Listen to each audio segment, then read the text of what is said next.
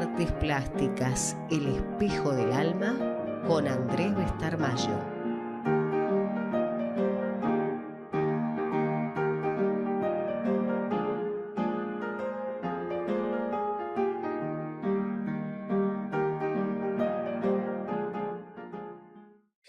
Muy bien, se larga esta carrera y con quién si no, con mi compañero, el dueño de la plástica, Andrés Bestarmayo. ¿Cómo está, don Andrés? Pero hoy muy bien, Nolo, muy bien. Qué suerte. Te voy a presentar a un gran amigo, alguien que le dedicó toda su vida al arte. Me marcó caminos, por ahí él sin saberlo, pero es uno de los grandes editores que tiene la Argentina y me encantaba presentártelo. Así que hoy vino Roberto Volpe. Roberto, bienvenido, gracias por aceptar esta charla. Al contrario, gracias a vos. Bueno, ¿cómo estás? ¿Bien? Todo bien. Bueno, me alegra mucho. Bueno, vos sabés que Roberto, allá por los 90, en la calle Perú, tenía un editorial y él, como buen editor, siempre convocando a mucha gente. Y a mí me llamaba la atención que ya en aquella época Roberto hacía complementaciones extraordinarias, hasta llegar a un pibe, que era yo, porque estaba recién empezando, darle la posibilidad de ilustrarle trabajos a Miguel Grinberg. Y eso para mí fue algo, viste, que me marcó el camino, porque además Miguel, y viene bien a hacerle hoy, Roberto, un pequeño homenaje a Miguelito, me habilitó cosas que yo ni tenía idea, ¿entendés? Desde Juan Ross hasta Thomas Merton, a Murena. Entonces, Roberto en ese sentido me habilitó tener esa posibilidad de estar ilustrándole a uno de los grandes plumas de la Argentina, periodista además, y también alguien que estaba ya en un plano más metafísico, viste, que nosotros. Nosotros estábamos con un planteo terrenal. Absolutamente. Así que Roberto, con esa predisposición extraordinaria, tenía esta posibilidad de una revista, que en aquel momento era Contacto. Después surgió la otra, que era Actualidad para Médicos. Claro. Y bueno, ahora vamos a conversar sobre eso. Así que... Fantástico. Y hubo una anterior a Contacto, inclusive. A ver. Que era de otro laboratorio, porque eran laboratorios medicinales que auspiciaban la locura que yo les proponía, ¿no? Que era hacer una revista no médica para médicos. O sea, creo que fue la primera revista de formato tabloide, además, algo no lujoso. O sea, era 2 colores, cosa que en la industria farmacéutica era rara, porque todo era color, ¿viste? Y rimbombante. Y bueno, y las revistas esas fueron saliendo una detrás de otra. La primera se llamó ICK, que era por un laboratorio alemán que vino en los 80 y se fue como corresponde. Después de la primera crisis se la tomó. Después fue la que él citaba, Contacto, que ya era un laboratorio nacional. Y la tercera, que fue la más extensa y la más exitosa, fue APM, que era Actualidad para Médicos, jugando con el nombre de agente de propaganda médica, ¿no? Perdón, que no tiene que ver con los house organ de un laboratorio, No, nada que sino ver, que no, era no. para los médicos. Era para los médicos, para el tiempo libre del médico, para el tiempo del médico, y lo distribuían los visitadores médicos, o sea que era algo muy interesante porque estaba la fuerza de venta para hacerlo. Claro. La tirada era muy grande porque visitaban muchos médicos, iba médicos clínicos, o sea que era la mayoría, no menos de 20.000, 25.000. Caramba, qué tiraje. Sí, importante. Bueno, eso fue porque apareció en mi vida gente del marketing que son bastante refractarios a mí, pero aparecieron 2 o 3 personas que con una sensibilidad especial, pese a ser marketineros, tenían una... Qué prejuicioso que soy. Y nada, evidentemente... Lo sufriste. Lo sufrí. Así que bueno, apoyaron las revistas sucesivamente.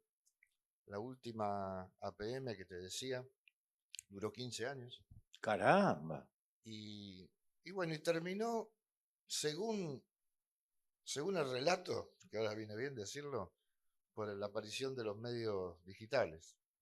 O sea, por lo que era, que ya no se imprimía más, Pero en realidad yo con el tiempo descubrí que no fue solo por eso, que fue por una constante del mundo del marketing farmacéutico de priorizar cosas menores, por ejemplo, o sea, no la cultura, o sea, hubo grandes concursos, ¿te acordás? No te Sí, vayas sí. del ¿no? micrófono, por favor, perdón. Hubo Sí, sí. concursos literarios, hubo concursos, hubo un Cuentos de la Guardia, fue un concurso muy interesante. Se recibieron mil cuentos, por ejemplo, de Caramba. médicos, se publicaron de esos 400 en un libro.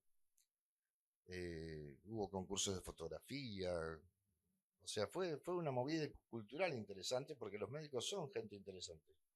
O sea, por ejemplo, pintando, vos sabés Claro, eso. O claro, sea, claro. creo que vos debés tener información, pero son muy afectos, por ejemplo, al arte plástico.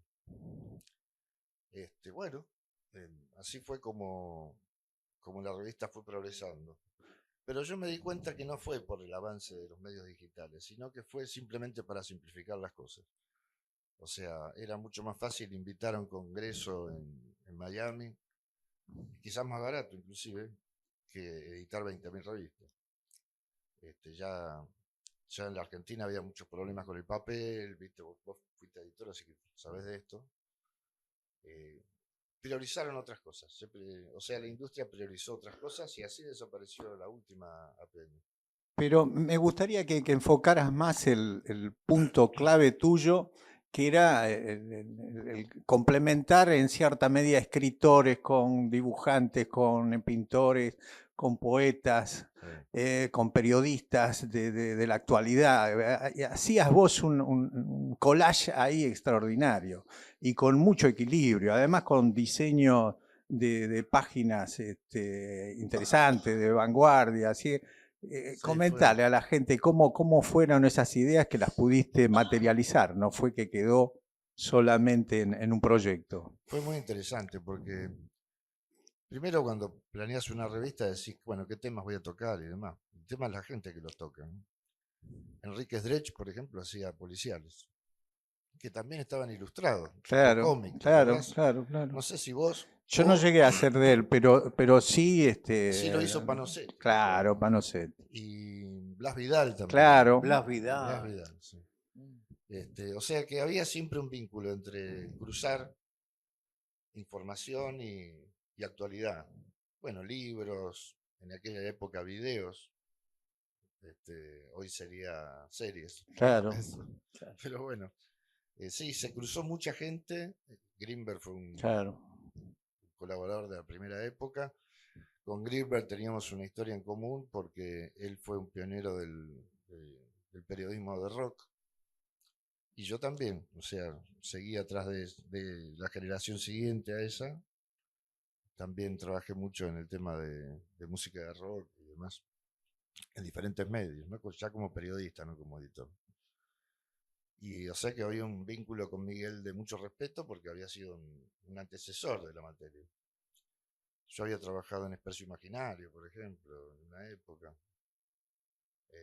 Ahí nos conocimos nuevamente, con Pistocchi también, otro Eso amigo era anterior común. a Pelo, Era, Rolling y por no, ahí, ¿no? no era anterior, era Ah, posterior. posterior. Sí, porque Pelo fue verdaderamente con Cronopios y otras revistas en Sí. los 70, en los 60 también.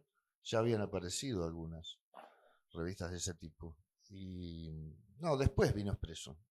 Ah, Expreso vino después y otras más. SAF, que fue otra también que se hizo con gente que venía del Expreso Imaginario, que esa la edité yo. Y no, hubo una movida interesante alrededor del rock. Bueno, ahí quedó el vínculo con Miguel. De ahí el vínculo con Miguel, ¿no? Pero además le daba a él un toque trascendente. Vos le dabas un Es- toque más existencial, pero él jugaba ahí en esa cornisa con lo nos- espiritual. nosotros hacíamos lo que podíamos. Nada, pero siempre tuviste Este, ese don de... claro, había que dejar volar a la gente también. Y no bajar el rango de lo que decían, o sea, no vulgarizarlo, ¿no? O sea, que se eleven los demás, que lo lean, qué sé yo, o sea, Claro. hacer algo, si vos hacías, como bien recordabas, una nota de Grimberg acerca de Juan Ross. Claro, poesía Todos vertical. sabíamos que era mucho más rentable para una revista una nota sobre Sábato, no sobre Juan Ross, ¿verdad? Bueno, pero bueno, que lo conozcan. Claro. O sea, ¿cuánta gente escribió, maravillada, me acuerdo, por haber accedido a Juan Ross en una revista de médicos? Fue muy interesante. La experiencia fue toda así, ¿no? En realidad, fue algo de mucha devolución de los médicos, inclusive. Siempre critico, ¿no? Que de algún modo de tu discurso surge. Me imagino productor de un canal, aunque ya la televisión no existe más casi. Habemos algunos todavía que resistimos, Sí. cada uno en su lugar. El mío es más humilde que el de Andrés, pero igual de fervoroso. Pero digamos que me pongo en el lugar de, no hago nombres porque es poco elegante, pero dice, bueno, le damos lo que la gente quiere. Pues elevalo. Una vez lo escuché al nene Carballal, ¿te acordás de Horacio Sí, Carballal? recuerdo, sí. Bueno, y le dijo a Ulises Petit de Murat, mirá, se supone que nosotros somos, ¿cómo decir?, anoticiados, para ponerle un título, para no decir somos cultos, que tenía prejuicio en decirlo. Sí. Pasamos por el kiosco, dice, y hay un diario con un título, dice, murieron 790 y cae la sangre. Instintivamente uno tiende a mirarlo. Dice, bueno, por eso hay una Secretaría de Cultura que tiene que tratar de elevarnos. Claro. Y se me ocurre que de algún modo lo planteaste vos con eso. Bueno, si le doy siempre Patorucito, que sí era hermoso y yo lo leía, Claro, pero bueno, probemos darle otra cosa a ver si pica, ¿no? claro. Barenboim llenó la Pompeya, no la 9 de julio, que la llena cualquiera. Pompeya, Seguro. ¿verdad? Claro, ¿no? Sí. ¿Estamos? No, Sí, es que a mí lo que me llamó siempre la atención de Roberto fue eso, ¿no? Que siempre apuntaba ya te digo, a asociar gente, a conocer, pero en el caso personal, me habilitaba a conocer, porque yo me tenía que poner a disposición de Miguel, de Grimberg, y él tiraba temas que no eran fáciles y que te tenías que poner a estudiar casi Claro. para focalizar. Y que hoy estaba recordando, revisando revistas que había editado Roberto Volpe y me encuentro con personajes interesantísimos. Que en aquella época, Roberto, ¿te acuerdas que yo escribía algo y se lo dimos a leer a Miguel? Y Miguel me miraba con cara rara, ¿viste? Porque yo venía de un planteo de búsqueda del origen y de lo nacional, ¿no? De dónde partía lo nacional. Y me hace ilustrar una edición de Murena, que era el pecado original de América, ¿viste? Se ve que me lo tiró para que yo aprenda y me hizo rever todo lo que yo venía haciendo. Fíjate vos, ¿no? tus fundamentos. Porque yo venía a ilustrar y me dice Roberto, mira, está la posibilidad de que ilustres esto y me mandaba el material. Yo me ponía a leerlo y lo ilustraba. Pero hoy tomo conciencia que esa pluma, y gracias a Roberto, me hizo rever cosas a mí personales. O sea, mirá qué interesante el juego, ¿no? Hasta dónde llega que vos decís, bueno, lo ilustraste, te pusiste a disposición, lo dejaste. Pero cómo una persona puede marcar el camino del otro solamente por la lectura, ¿no? Y por una orientación en ese sentido. Así que te tengo que agradecer también eso. Bueno, gracias. Pero nos pasó a todos eso. Que te banque la próxima revista y estás a mano, ¿no? Claro, hoy. ¿Qué decías? ¿Y hoy qué haces, Roberto? Qué Hoy pregunta mala, hoy ¿no? publico libros. Publica libros. O sea, Qué ya, vicioso que sos vos. sí, descarado, digamos. Claro, ¿no? claro, Sí, claro, realmente. atorrante, qué sé Sí. yo.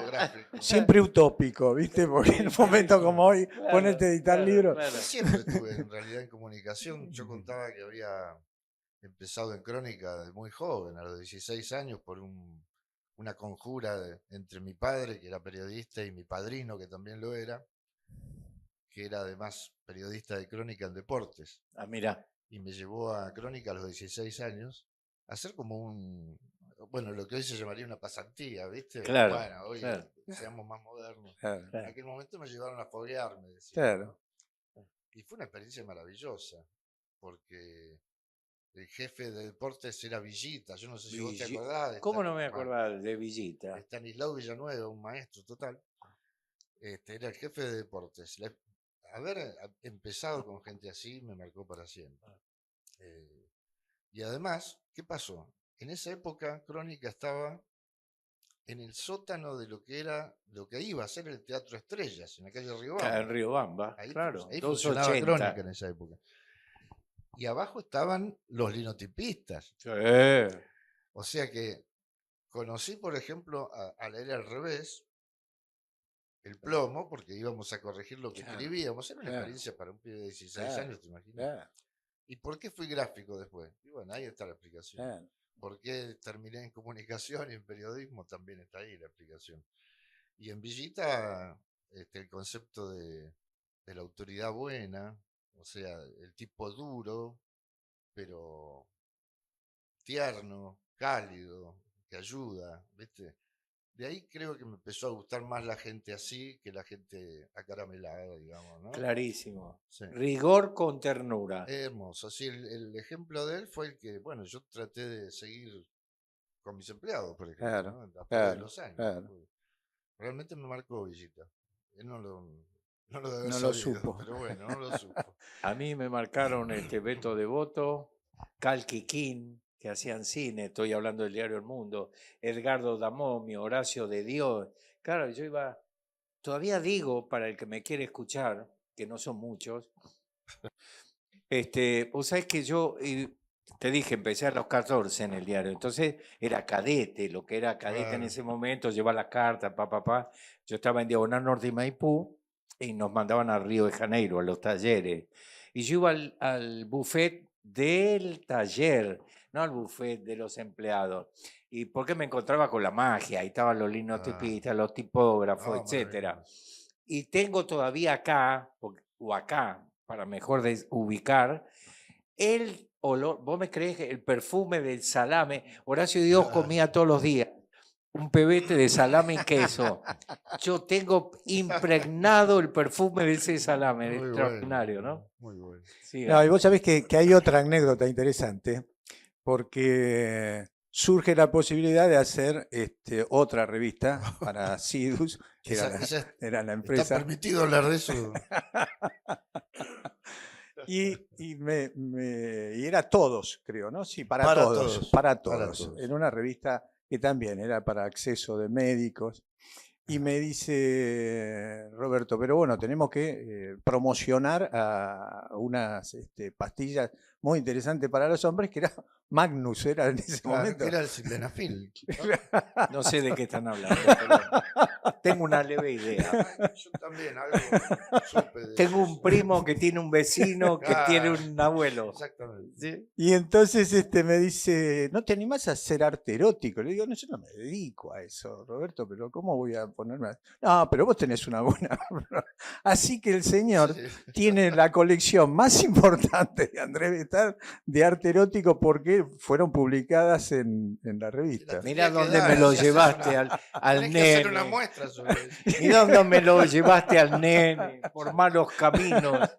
Vos sabés que fue cierto y salió una linda documentación sobre todo lo que tenía que ver con el erotismo, imágenes sobre el erotismo, así que también en eso Una me llevaste por el mal camino, uno por el buen camino. Igual también fue una revista elevada, digamos, ¿no? Claro. O sea, no en sentido figurado, digo, fue una No, revista no. elevada Está realmente. claro. Bueno, claro, lo que pasó, eso nació de un tipo genial de marketing, Franco Caroso, que era el jefe de marketing de Sidus, en esa época un laboratorio, que se le ocurrió algo que parecía simple, pero nadie creyó en eso, en la idea de él. Por ejemplo, el sildenafil, que hasta ese momento era propiedad de un solo laboratorio, o sea, la marca Viagra era exclusiva, no lo podía hacer nadie más, venció los derechos y todo el mundo se largó a vender sildenafil, obviamente con diferentes marcas.